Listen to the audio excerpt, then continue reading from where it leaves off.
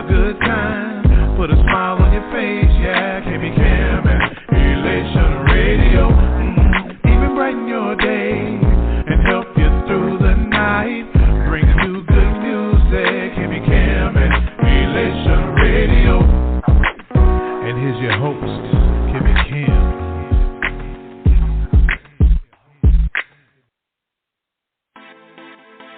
Shout out D on the track, Paint Music Media. Shout out DJ Lee Productions, and I'm Al Cam. But if you a game changer, got my head, my grind on high, win, lose, or drought, I'ma ride till I die. I go hard in that lane, my God is the aim. Put me in, coach, and watch me change the game. Cause I'm a game changer, I'm a game changer, I'm a game changer, I'm a game changer, I'm a game changer, I'm a game changer, I'm a game changer, I'm a game changer. I'm full court press, I pledge allegiance to the best. Ain't nothing left to give it that reverence that the Father gets. So every day I work the sweat, can get a flesh, another rest. They say go hard or go home. I say just do whatever's best. It's evident I'm blessed and I work like it. Fight like a Viking, fight like a lichen. The difference is I like it, so I shine like I'm lightning. So I'm going head to head with certain depth. Who you liking? Yeah. So it's time for coach to put me in. I'm strapping on my shoulder pads, lacing up my cleats, and then I'm gone with the wind. Like I'm gone in 60 seconds. You can't hold me, you can't check me. Check the memo, check the message running through. Like I'm baddest, I'm trucking whoever standing in my way. Ain't no way you gon' stop me. You better off to let me in. Cause I go hard, even though they say no way that I could win. Like I'm Brett Ford, I'ma ride this way, my head to the sky. My grind on high, win, lose, or drought, I'ma ride till I die. I go hard in that lane, my God is the aim. Put me in, coach, and watch me change the game. Cause I'm a game changer, I'm a game changer, I'm a game changer, I'm a game changer, I'm a game changer, I'm a game changer, I'm a game changer, I'm a game changer. Yeah, I told you once before, my God came to change the game. Different outlook on to life, a different way to play the lane. Now my rushing yours is skyrocketing, now I'm so insane. For the kingdom building, now my shot, it cannot be contained. So I'm gon' pray for change, for myself and then what I can. I don't need no euros or no pesos or no money grams. Shout out to Wado, cause I know that he gon' play this fam. The FCA, sports camp, game changer, summer jam. I don't need 100 grand to tell them that they need the lamb. It's heaven, it's just who I am. Al Cam, this where I stand. Man, I'm gon' play the fist. It's too deep to turn and quit. It's like I'm out from the trap to turn around, get back in it. Never that's not insane. It's evident your butt they chain. Like I'm Jack Johnson, the same year he changed his name. So I sacrifice my life for the cause, just to win. And if you a game changer, let me see you represent. My grind on high, win, lose, or drought, I'ma ride till I die. I go hard in that lane, my God is the aim. Put me in, coach, and watch me change the game. Cause I'm a game changer, I'm a game changer, I'm a game changer, I'm a game changer, I'm a game changer, I'm a game changer, I'm a game changer, I'm a game changer. Now put me in, coach, now put me in, coach, now put me in, coach, now put me in, coach. I'ma go hard, I'ma go hard, I'ma go hard, I'ma go hard. Cause I'm a game changer, I'm a game changer, I'm a game changer, I'm a game changer, I'm a game changer, I'm a game changer, I'm a game changer, I'm a game changer.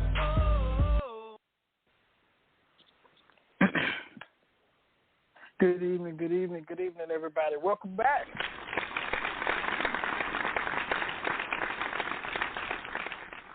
Hey, this is Minister Sedric. I'm happy to be back on this beautiful day. We had a few storms up here in Kentucky, but everything is going all right.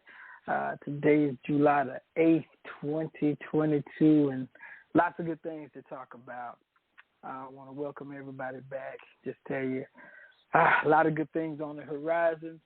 God is continuing to bless me as a minister, as a person, as a brother, as a friend. God has just been awesome in my life. So I want to thank everybody for their prayers. And I want y'all to know, hey, I'm continuing to pray for everyone myself. I still struggle with a few people, but hey, God is going to bless me through that. I'm just ecstatic. Tonight, I want to talk to everybody. It's about a little something. The topic, a discussion I was having with a friend of mine, my partner in crime. Let me go ahead and introduce him. Jason. Jason, you on with us tonight? Yes, sir. Yes, sir. Can you hear me okay? Yeah, I hear you just fine. I know you're driving, but, hey, I still wanted you on, man. I think you can bring a lot of insight to this conversation. Hope you had a good week. But tonight, for the next hour, I just kind of wanted to touch on a few things. And as I often do sometimes, I want to start us off with a scripture because it's going to lead right into what we want to talk about tonight. And it's going to be something that's going to be very short. It's just basically one sentence, and it comes from Ecclesiastes chapter 9, verse 18. And it simply says, wisdom is better than weapons of war, but one sinner destroys much good. I kid you out because tonight I was having a discussion, and I wanted to talk about gun violence a little bit. It's a number of very tragic events in the news, mass shootings. I mean, honestly, mass shootings are almost a daily occurrence in America now, and some shootings are covered more in depth than others. I have problems with the way we cover it in the media, but that's not quite what I wanted to talk about. I just really wanted to talk about gun violence because, the thing is, and I'm gonna start by saying, because I read Ecclesiastes chapter 9, is that death comes to us all.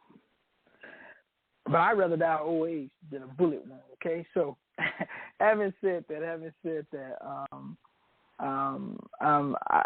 I want to pray for anybody who's lost anybody to gun violence or who's been hurt or knows someone who's been hurt, whether it be a friend, a relative, a neighbor, or maybe if you read about them online or in a newspaper or heard about it on the news. Special prayers go out to anybody who's connected in any kind of way with this gun violence, with this gun culture. And so I wanted to ask a question, Jason. Well, you know what? I just wanted to ask a question because I got a problem with all the gun violence we have going on in America, because I was just doing a little reading earlier, and I just did a quick search, and I also read a couple of articles online, and they were talking about gun violence by population of different countries. They listed 6, but I was really interested in the top. They listed 10, but I was only interested in maybe the top 6. But I stopped at the top 3, and the reason is because Brazil, the United States, and Venezuela. Lots and lots, just in these 3 countries alone. We're talking about over 100,000 deaths due to gun violence, and that includes accidental mass shootings. That includes all the shootings. And, what's the problem? It's gotten to the point here in America where I wouldn't call myself a gun enthusiast, but I think guns, or I like to say the word weapons, but I think weapons are good to a degree, but I'm willing to give them up, okay? I'm just going to let everybody know. But I do own several weapons. I've got ARs, I've got rifles, I've got pistols, I even got a bow gun, all right? So I enjoy all variety of guns or weapons, but they don't own me. They don't rule me. I can live without them. I truly have them for not really sport, but for home protection. This is what I was trained in, so I like to stay up to date with, can I handle a gun? Since I had my accident, my hands don't work like they used to. Like, I don't have that feeling anymore. So I have to look to see where my fingers are sometimes because I don't feel them all the time. But I still engage with my weapons because I want to stay on top of what I'm doing. I don't want to be a willy-nilly about it. If I point my weapon, I want to make sure that I can hit what I'm pointing at with one shot. I don't need a whole 18-round magazine to hit something, right? One shot. We used to say one shot, one kill. I know y'all heard that in the movies. So, but I tell you all this story to say that if it comes time for me to give it up, then I got to give it up. If the laws are changed, then I'm willing to give them up because I can go hunt with a deer rifle, but I can also protect my home, which what I consider one of the most effective weapons, with a shotgun. Man, put some buckshot in that bad boy. I don't care how you duck. I'm going to hit you, right? And it burns. So you don't need automatic weapons to protect your home. So with that being said, I just wanted to give you a little background about me. That being said, gun violence, it just feels like to me it's just getting out of control. The top 3 countries that I looked at and I was concerned about was Brazil. Brazil has a population of approximately 49,400. The statistic I read was from 2019, approximately 49,436 people. I'm sorry. Population of approximately 215,590 million people, and they've had approximately 49,000 in 2022. 49. That was the statistic from 2021. 49,436 deaths by firearms. The United States, again, I'm only going to look at the top 3. The United States has approximately 332,403,000 people, right? And we've had approximately 37,038 deaths by guns, okay? And then also Venezuela. Now, Venezuela, compared to the U.S., compared to Brazil, it's a tiny little country with 29,266,991 people.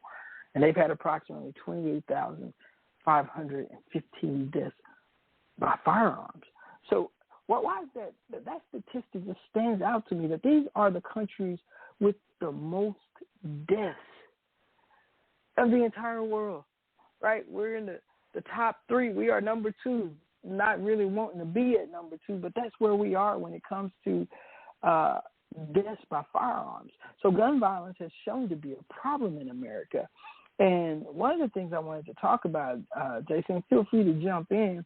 Those statistics that I gave on the number of deaths was from 2019. Okay, but one of the things that I wanted to bring up was Jason, we are in America. We're a Christian nation. I want to just get that out there. Okay, we're not a Christian nation. We have a nation of I guess our Christians make up, people who claim to be Christians make up more people in the United States than any other religion or those without religion, even though it's shrinking over the years because people are saying, why do I want to act like Christians, right? And so what is the draw? I mean, what is the draw to weapons? I told you what my draw is, but do you feel the same way, or do you know anybody that has weapons? Yeah, I know a lot of people that have weapons, and I don't know. Like, the individuals I know, with the exclusion of you, it's almost the weapon, it's like a power trip, right? And when I hear, I love the statistics that you brought about, about the top 3 countries. And although U.S. is not number 1 in that, look at the countries you're comparing it to, of Brazil, of Venezuela, where we're supposed to be the more advanced of those 3, like far, far more advanced and civilized in what we're doing in America. But yet still, we're right there with some of these countries that are still just kind of fighting for, like, where violence is just reigns supreme. It runs through the streets each and every day. So I was reading Article 2, and, I was looking at the gun ownership, like, in Japan and how you have to go through it. Japan's got like a 13-step process to get a gun. Wow. It involves joining a club. It involves having someone come to your home, background checks. People are actually going out talking to family members, 2 different psychological evaluations, an evaluation of your home to make sure you got the right safety protocols and precautions, classes. I mean, just step after step after step just to own a gun, right? Yeah. And here in this country, we see it as a right, and almost to the point where I think we forget about the collective, what's good for the collective, as opposed to the individual rights. Well, it's my right to own a gun. Yeah, but with that many guns in circulation, how is the collective group managing through that? And like, is it making the collective group safer? And so it's interesting, right? Especially those people who own a bunch of guns. You hear them say stuff like, "Well, when the government tries to take over, I'm gonna be ready." I'm like, we don't live in a country where you're going to have a coup, a military coup, where people are gonna come in and kick in your doors and try to, by force, enact some type of martial law. Martial law. And it sounds ridiculous when they saying it, but they truly believe it. And I think that goes to, like you always said, the media and other things. But I've never been a gun owner. I grew up without having guns in the home. My mom was like terrified of them. I wouldn't even allow to have toy guns. So wow. I can't fully understand this I don't know, this obsession with these firearms and with these guns. I'm like, man, it definitely feels like it's an American thing. Yeah. That is crazy because it feels like a love affair. Like it's like you would rather. Okay. Think about this. Going through basic training in the Army as U.S. Cavalry. I was a cavalry scout when I went in the Army, so I was in the U.S. Cav. You see on TV, like in Full Metal Jacket, they're sleeping with their rifles. Dude, we slept with our rifles. We gave them names. We treated our rifles like our girlfriends. Like we can't have a girlfriend, but you have a rifle. And we had to know everything about this weapon. Everything about this weapon. We had to take it apart, blindfolded, put it back together, and you only got a few seconds. You got like 30 seconds, right? What we call field strip, right? And you put this thing back together. 30 seconds, take it apart, 30 seconds, put it back together. Bam, and it better be done right. That kind of thing. And we had this romance with this rifle, but I'm going to tell you something about that rifle in basic training. That rifle, we were trained that rifle, that's your saving grace on the battlefield, right? That's your saving grace. But here's the thing. After a while, that rifle got heavy, all right? 5.7 pounds is heavy, okay, because we didn't have loaded magazines. That thing got heavy. You walk 10 miles or 2 miles with this rifle at what we call port arms, with it approximately 6 inches from your abdomen, and you're holding one hand at the butt right above the pistol grip, the other hand on the barrel, right? And you're walking with this rifle for miles, and it gets heavy. It gets to be burdensome. And here's the thing about that, and I need people to understand.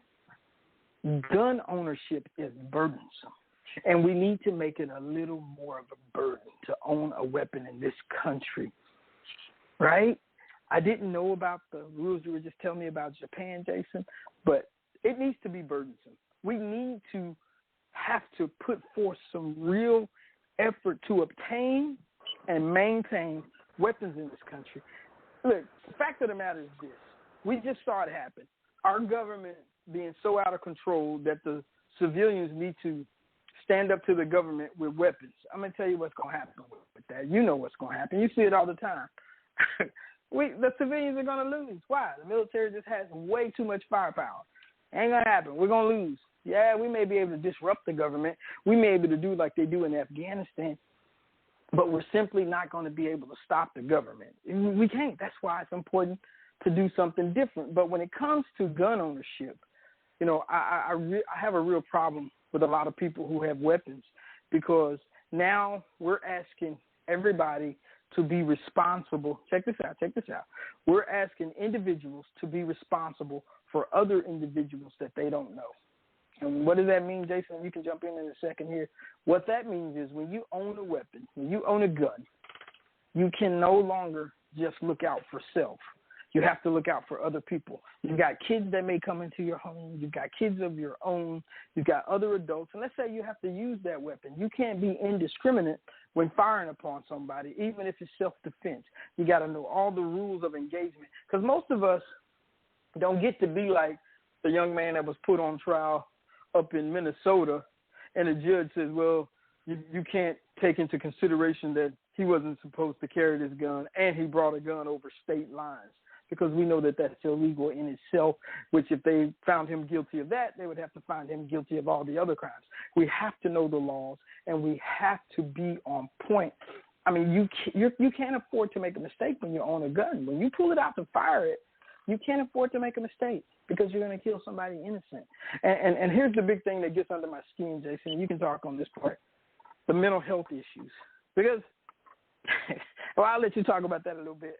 But yeah, but before you go on, I want to jump on something before we move on.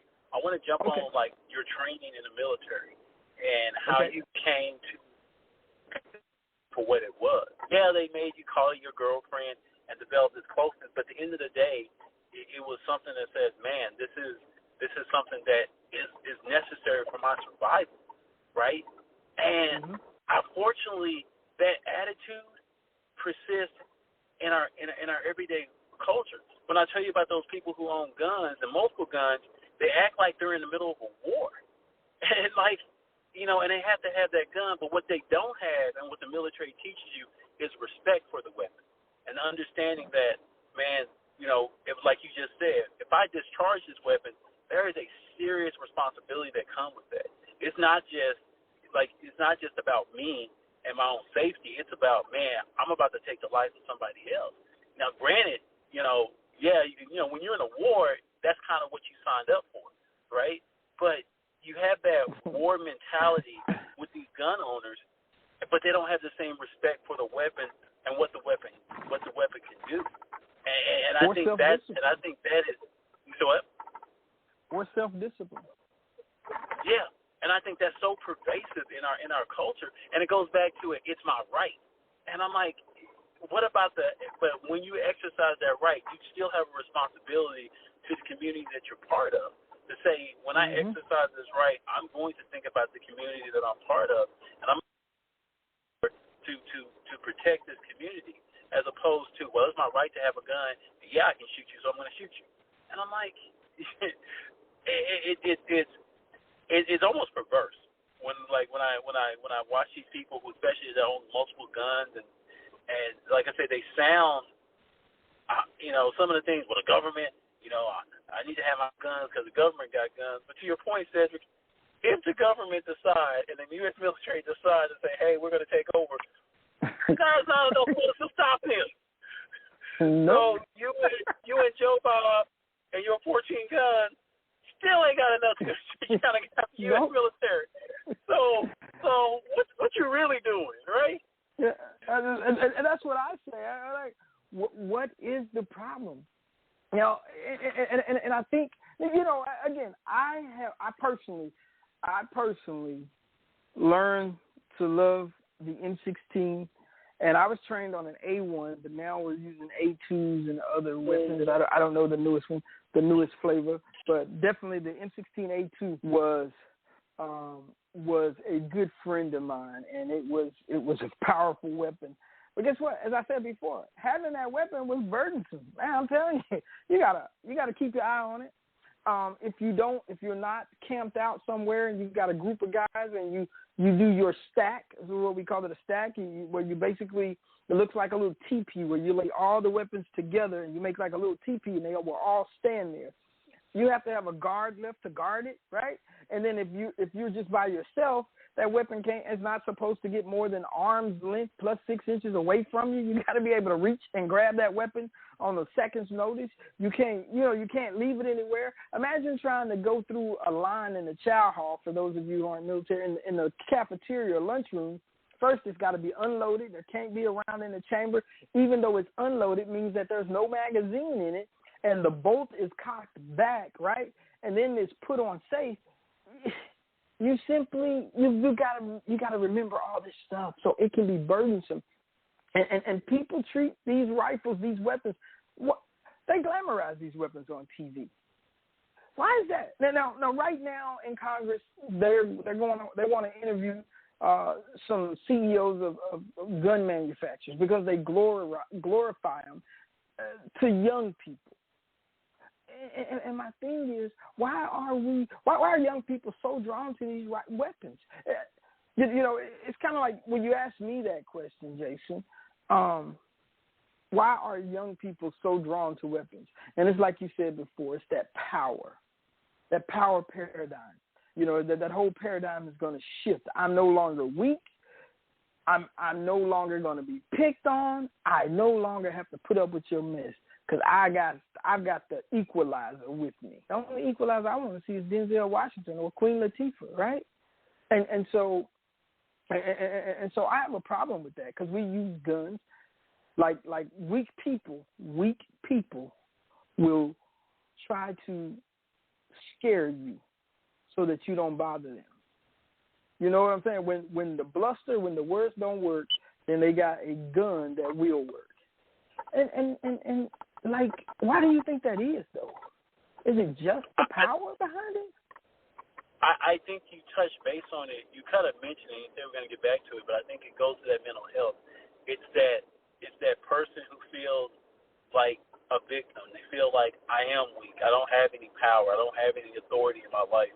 So if I get this object, then it grants me that power and authority. But it's really not. It's an object, right? Because just like if you've got that object and the other person that you're trying to exert that power over have that object, then you're back to being that weak individual, right? But I think too many times it's that need for that power, that authority, that sense of I am somebody, and unfortunately, the guns are too readily available, and we don't do a proper screening to make sure that, to your point, you're responsible going on, right? You truly understand that this is not a toy. This is not even a tool. It is a weapon. It is that can cause mass destruction to you and the people around you and the community that you're part of, and it should be taken so seriously, right? That to own one, to have one, to understand the importance of it, and unfortunately, it just got to a point that it's more of a, hey, I've got power because I've got a gun, right? I've got position. I am somebody because I have a gun. We talk about this all the time, where our grandparents and our grandparents and great-grandparents talked about back in their days, they didn't have guns. They just handled stuff with their hands. But what you notice with that generation, you also notice a sense of pride about who they are as individuals. So the sense of power that we get from weapons is just a replacement for the lack of identity and confidence that a person would normally have, right?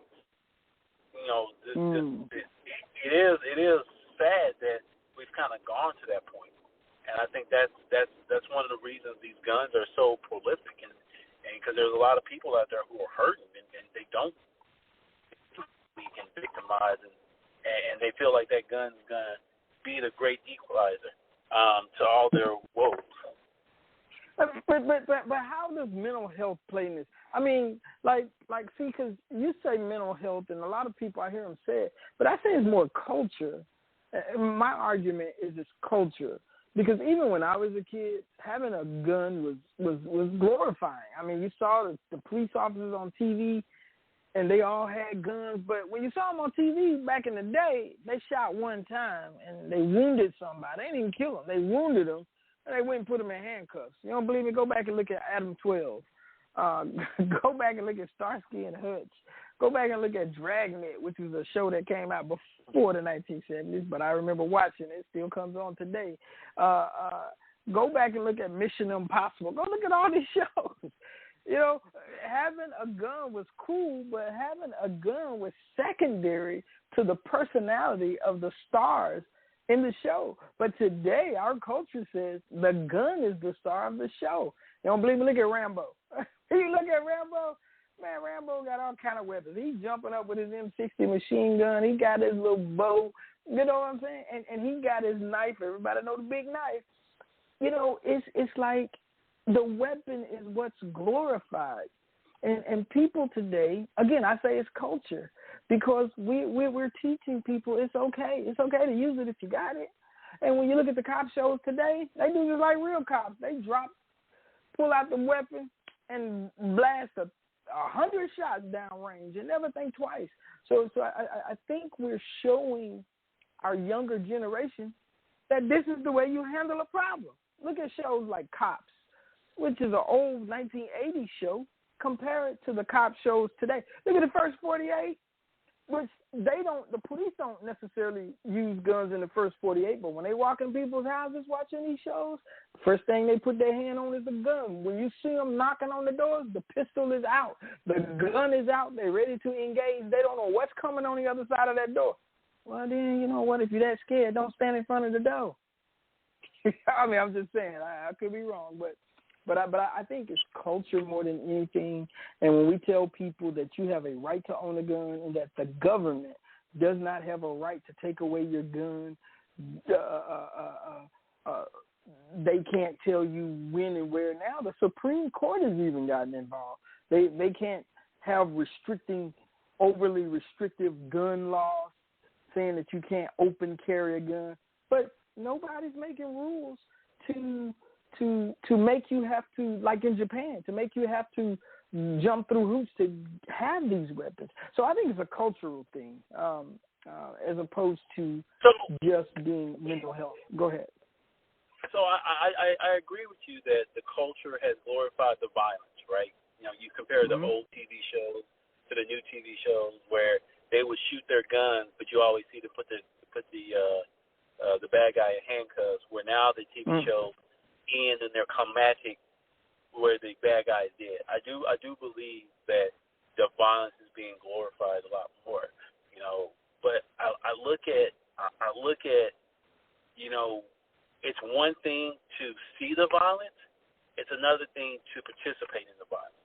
And as human beings, we all know hurt and pain. You know, even as a small kid, you know, you stub your toe, you know, you run into something. You know what pain is. And for people to go out and inflict pain on another person, you know, that lends to me that we're dealing with something, you know, more, something a lot deeper, right? It's not just a cultural influence. It's the internalization where in my mind, I'm hurting so bad that I want to hurt other people, right? And that hurt and pain is so great that I'm trying to inflict the max amount of hurt and pain on the max number of people. It's getting scarier where we're having these school shootings and we're having these mass shootings, and they just seem more and more random, right?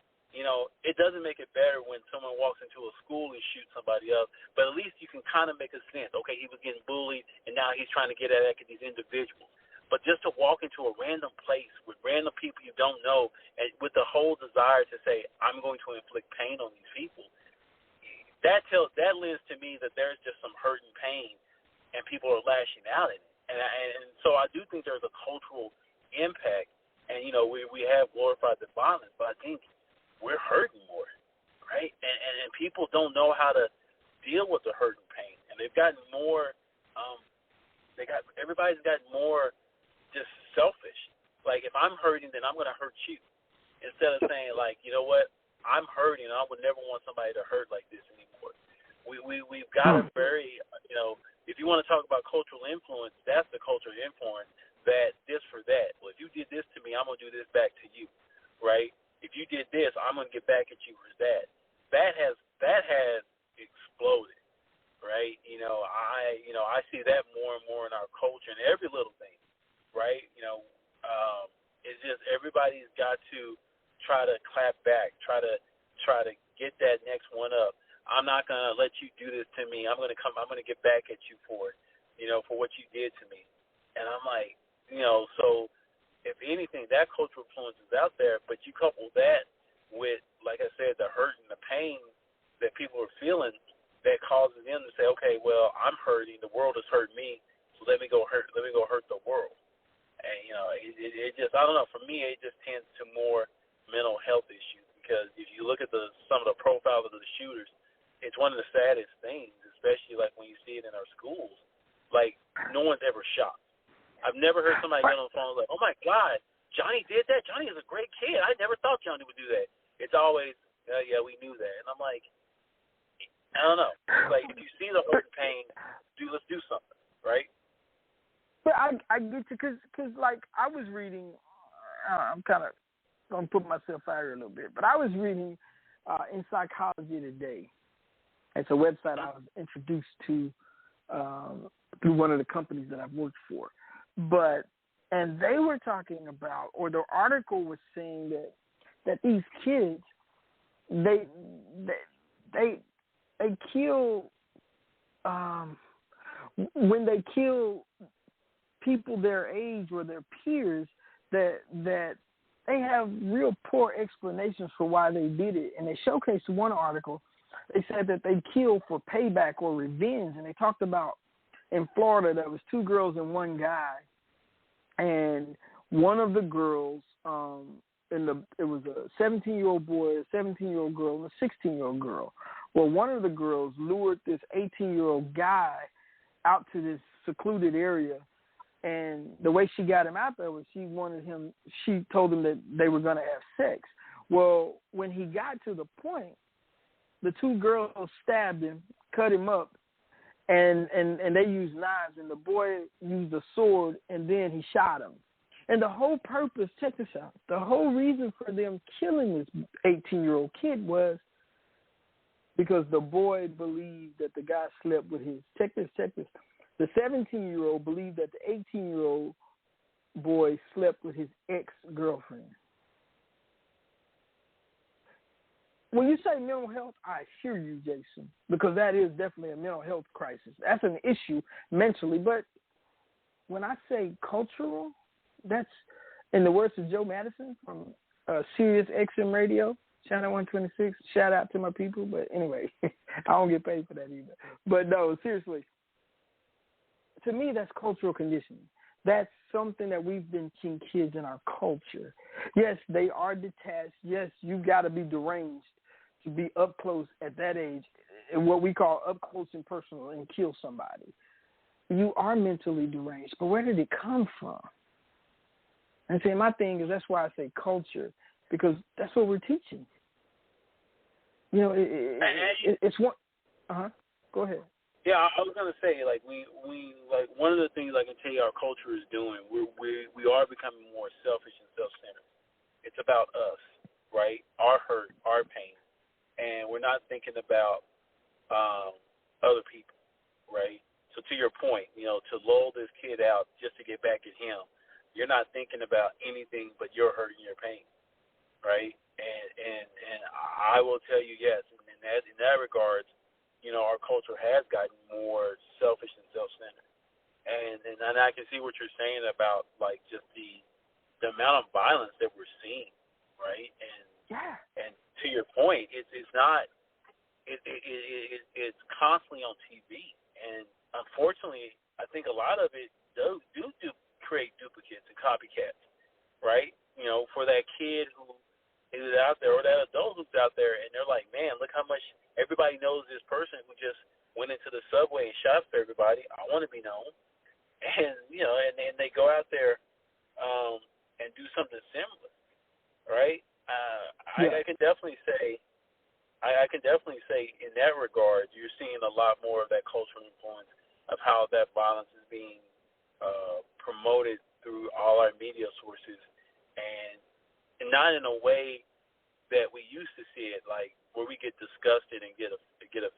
almost to your point, in a way that it's being glorified. Yeah, because I will tell you, Jason, I'm going to be totally honest. You know me, I'm always the guy that says we need more training. But when I was a kid, my dad taught us about guns, shotguns, rifles, handguns. But he taught us to respect them, taught us how to carry them, taught us how to put them up. If you did come up on a gun, I don't want you to touch it. But if you just can't resist, this is how you touch it. This is what you do. And he taught us the respect of the gun. I remember being a little kid. I was real young. He let me shoot a 12-gauge shotgun. Man, the gun had so much kick for my small body. I don't know if I fell to the ground, but I know he had to catch me. I remember that. I was afraid to shoot a 12-gauge shotgun, right? I wasn't going to do it. But it also made me afraid to fire a handgun because I'm like, man, if all guns jump like that, I don't want them, right? Because it hurts me. It hurts the shooter. And so I learned a healthy respect for guns. But today, nobody has a healthy respect. It's like the 18-year-old Uvalde shooter. You know, he went and bought him himself.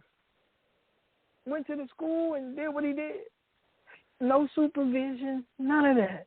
And our coach, even though the warning signs were there, now when you read in the papers, you hear that there were people on Facebook who say that they reported them. You got all these reports after the fact. But the culture is saying it's okay. And then we put this stuff on the news. I hate to say it, but we glorify some of these kids. You don't believe me? Look at what certain politicians did, again, as I bring up the young man in Minnesota. Look at what they did. They said, I'll hire him as a staffer. He should be in Congress. He's a hero. He killed 2 people. And they glorified it. And here's another thing about gun violence that really gets in my crowd, Jason. I know we ain't touched it yet, but I'm going to touch it. Get mad at me if you want to, but here's another thing. Why is justice not blind in America? Oh, well, what do you mean? I'm going to ask you this, Jason. Now, what do you think about this? Why is it a young, I'm going to say white, Caucasian person, man, woman, whatever, can go and shoot? Here's a man in Kentucky, true story, Jason, in Kentucky, not too long ago, last week, I think, or a week before, something like that, held his wife in the house at gunpoint, barricaded himself in, killed 3 cops plus a K-9. Guess what happened to him? You think he died under a hail of bullets? My bad, bro. They arrested him. Now, I will tell you, he was beat up in the face.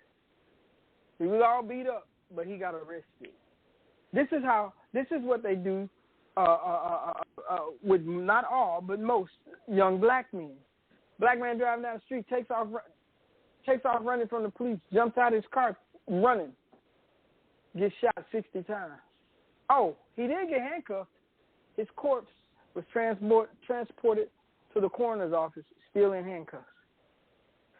I got a problem also with our gun violence. It seems like a lot of times the perpetrators of gun violence, if they are a certain race or nationality or color, they don't die.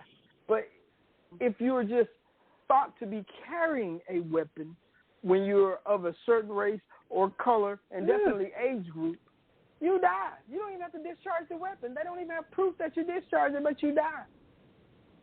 What's this thing about gun violence in America? Because it's not just the civilians who are doing it. It's the police as well. Have you ever thought about that? I think they may be the biggest proponent of the gun violence, right? Because perpetrators. I'm going to say perpetrators. Yeah. To your point, they're the ones doing all the violence, and the way they just kind of get away with it, you know. And I've told you this story many times. I knew a guy. He was a security officer, and you know, he was a bit. I mean, for lack of a better word, he was a punk. You know, always got picked on. Yeah. You know, people would. You know, he kind of lived very timid and everything like that. You know, as soon as he got his badge and his gun, now all of a sudden he's Big Billy, right? You know, really, and you know, talking tough and everything like that, and you really see like, man, this is the same dude even a couple of months ago before he got that badge, he was scared to confront, let it be a group of black kids, in the and we did it with that Hurricane Harbor. Let it be a group of black kids. He wouldn't walk up to them without backup, right? He's calling everybody to come help him, right? But now all of a sudden, he's got a badge and his gun, and it's kind of like, okay, But yeah, wow. I mean, I think, as you talk about gun violence and cultural gun violence, you just made a good point. I don't think we talk about how police perpetrate that gun violence, right? How they're able to go out and just shoot indiscriminately, take lives, and everybody wants to fight for he had the right. He was afraid for his life, So the people who should have the utmost respect for the weapons, who actually is part of their job, show the least regard for it, And we talk about this all the time that, some of the training our military does to teach not just how to use the weapon, but the respect for the weapon. We're missing that, with the people who interact with the people daily. So, yeah, Here's the term that we learned. Here's the term that we learned as soldiers: rules of engagement. Seems like we don't have it. And again, we're talking about gun violence, but I'm saying that it's not just perpetrated by us as civilians, by us as just people here. The gun violence is, how many little kids today are afraid of police officers just because of their guns? Remember when we were growing up, when I was growing up, I'm a little bit older than you, Jason, but you may have felt the same way. We actually revered police officers. We wanted to be police growing up until we got to the 1980s, of course, till we got to the mid to late 1980s. Right? Dallas wasn't fun back then. But we wanted to be police officers. Like, wow, they're respected. They're men and women of integrity. They are awesome people. They're kind to us. But now America is becoming a police state. Again, I'm going back to culture. America is becoming a police state because we are being policed. Did you know this? Did you know this, Jason? Now again, we're talking about gun violence in America, but I just want to touch on this, and I want everybody to know I'm a big fan of police. Like I said, I used to want to be a police officer, and up until a number of years ago, I still wanted to be a police officer. I just was like, I make more money in IT than I will with a badge. Right? I can command more respect with my money than I can with a badge. I'm just gonna be honest. I'm only gonna reach certain people. If I got enough money, them the only kind of people I want to reach anyway. I don't want to go back in the gutter, right? I'm scared of the ghetto. I'm scared I'm going to have to live there again, right? I'm just playing around. But on a serious note, think about this. Think about the rate that people are killed by. And again, people will tell me, my son says it all to me all the time, well, Dad, everything can't be about race. It's not, son. It's not. But I want you to read statistics. Per million people in America, per 1 million people, so if you got 1 million black people, 1 million Hispanic people, 1 million white people, and everybody else, they group them as in a category of other, 1 million.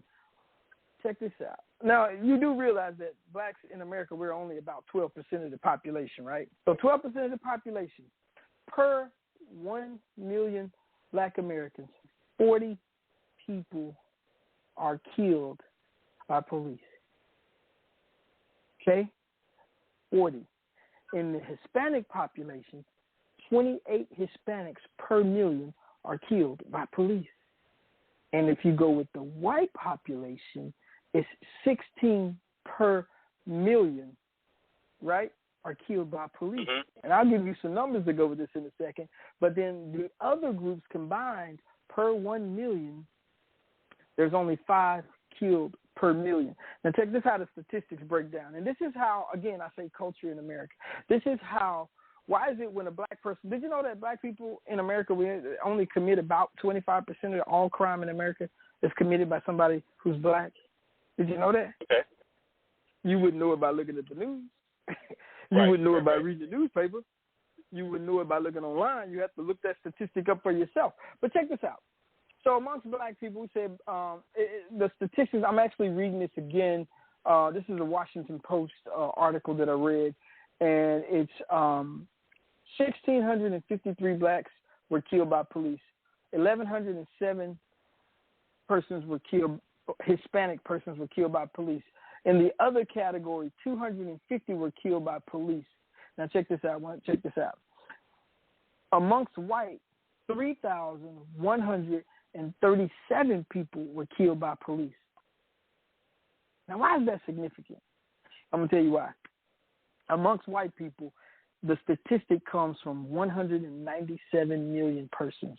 Amongst blacks, here it is. Now, this is why I really want you to get the difference in the statistic. 42 million blacks, 1,653 killed. And then go to the other, where the other races are combined. The number is 250, but the number of people is 49 million versus blacks at 42 million. So what I'm saying is, yes, more white people. This is a statistic. This is something that people talk to me about. More white people are killed by police every year than blacks. I mean, yeah, more whites than blacks, right? More whites than any other race of people, right? But here's the problem with that. I shouldn't say a problem, but here's the thing about that. They're the majority of the population in America. Right. They have more. They have fewer.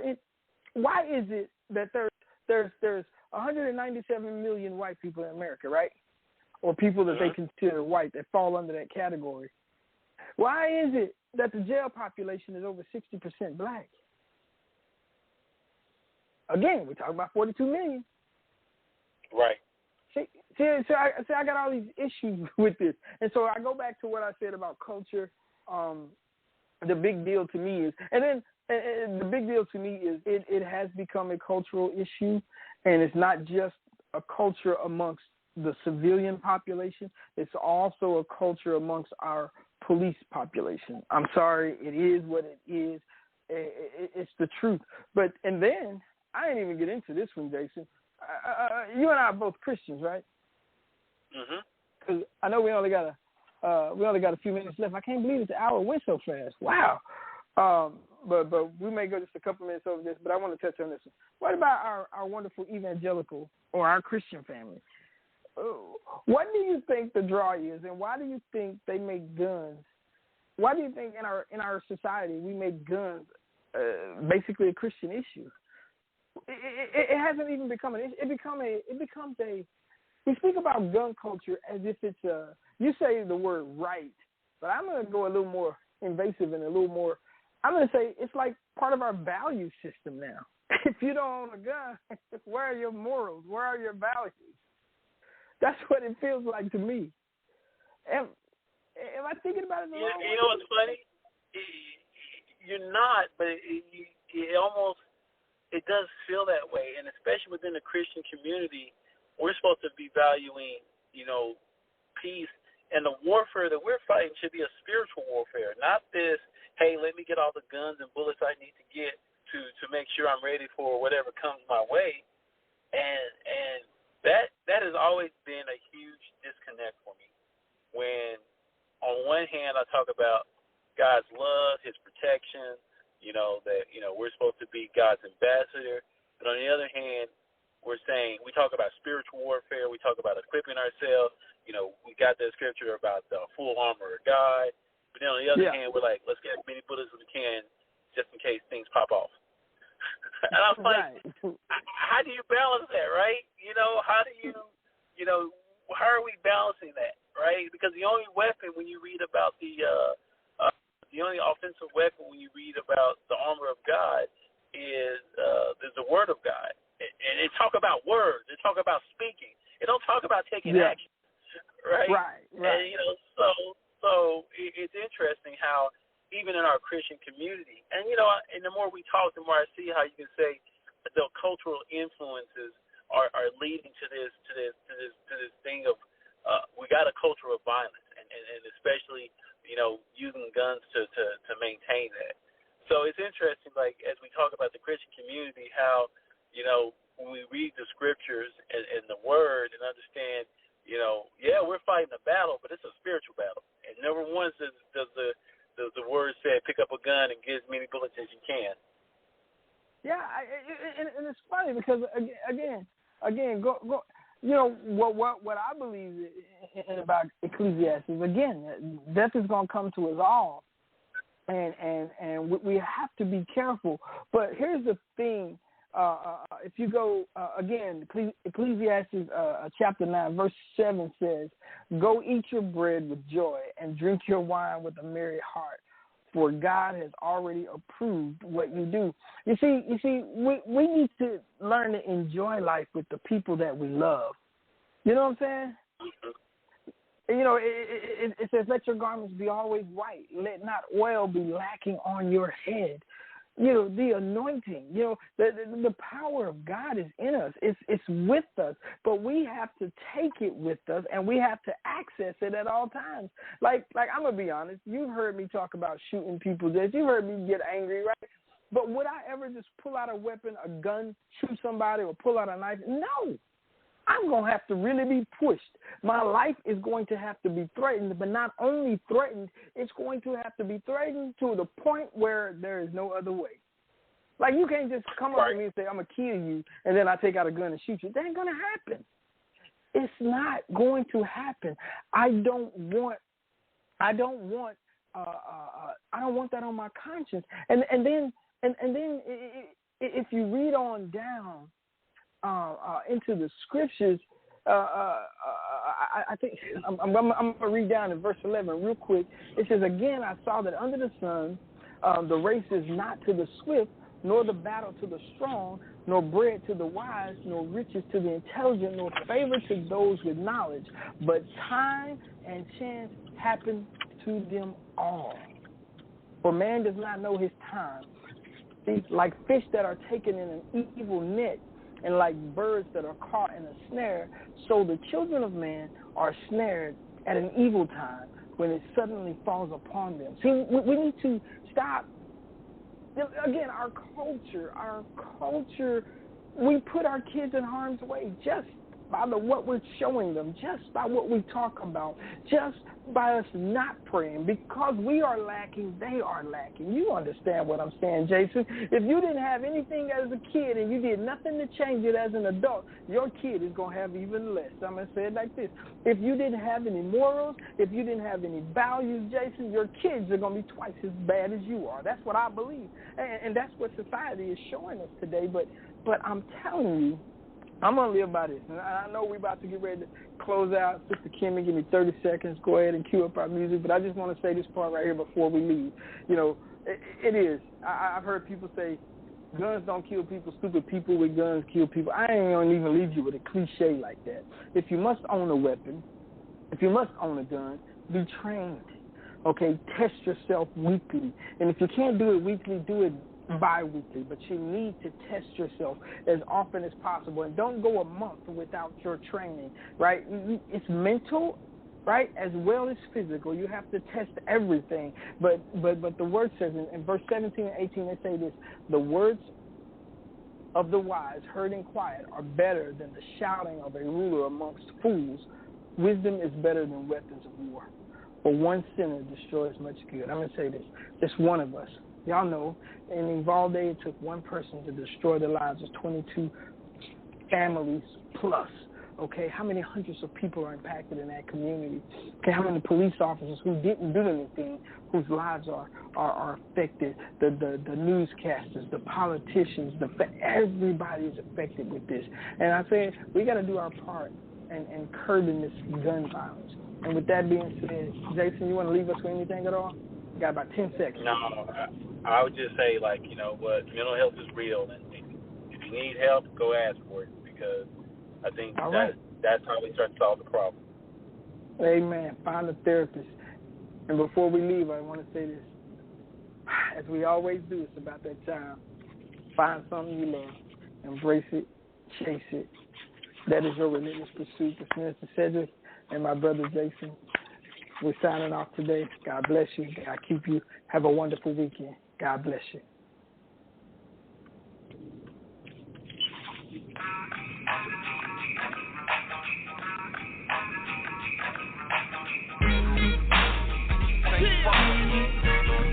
Bless me through my hard times. Jail cells and penitentiaries. Bad marriages. Foul living. Dropping through all of it. And I thank you. My Lord and Savior.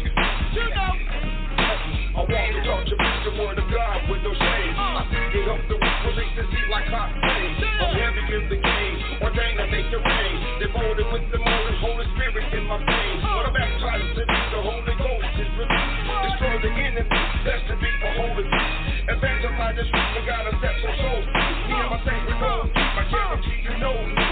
Down in the dirty, all my saints stay thirsty. For the word of God, gotta get to church early.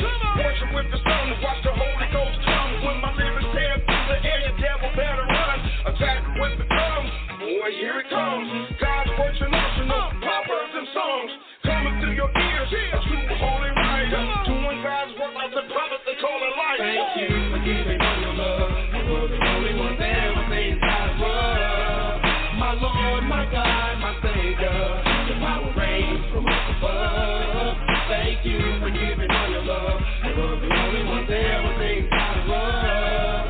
My Lord, my God, my Savior, your power reigns from up above. I got some letters and some cards from my sisters in Virginia. Robin and Aisha had my back, I remember. When I was locked up down in Florida fighting cases, the Lord lifted me up, kept me strong, gave me patience. Daily meditation in His word was my fortune. God gave me power more than 500 horses. He told me, "Bert, well, my son, get the job done." Preach to the people, make me number one in your life, day and night. Treat the wrong, to the right. Help your fellow man, don't fuss and don't fight. Set aside pride, open up your eyes, stop telling lies. A word to the wise, we can never hide. God sees it all, even in the darkest night. He is the boss. Yes, yes, y'all. Check the flow. I gotta let you know this is how the chorus goes. Thank you for giving all your love. You were the only one there when things got rough. My Lord, my God, my Savior, your power reigns from up above. Thank you for giving all your love. You were the only one there when things got rough. My Lord, my God, my Savior, your power reigns from up above. Yo, need to understand, God has a master plan. Open up the ears so you can hear His command. Get saved, man. Judgment day's at hand. Or go to hell and be that fish in the frying pan. You know what I'm saying? We heard it all before. Go to church and see them hypocrites fall to the floor. This is my report. I tell it like it is. The church was set to be. My mama told me as a kid. Sin was condemned. Each and every person living in the world doing dirt like a serpent. You need to start searching your heart and your mind. Get right for God before you run out of time. That's the bottom line. God gave us free will. Make the right choice and let Him show you what's real. I thank you for my brother's life. I thank you for the word. Saved by God's grace, much more than I deserve. Thank you for giving all your love. You were the only one there when things got rough. My Lord, my God, my Savior, your power reigns from up above. Thank you for giving all your love. You were the only one there when things got rough. My Lord, my God, my Savior, your power reigns from up above. Thank you for giving all your love. You were the only one there when things got rough. My Lord, my God, my Savior, your power reigns from up above. Thank you for giving all your love. You were the only one there when things got rough. My Lord, my God, my Savior, your power reigns from up above. I still love you. Thank you, Jesus.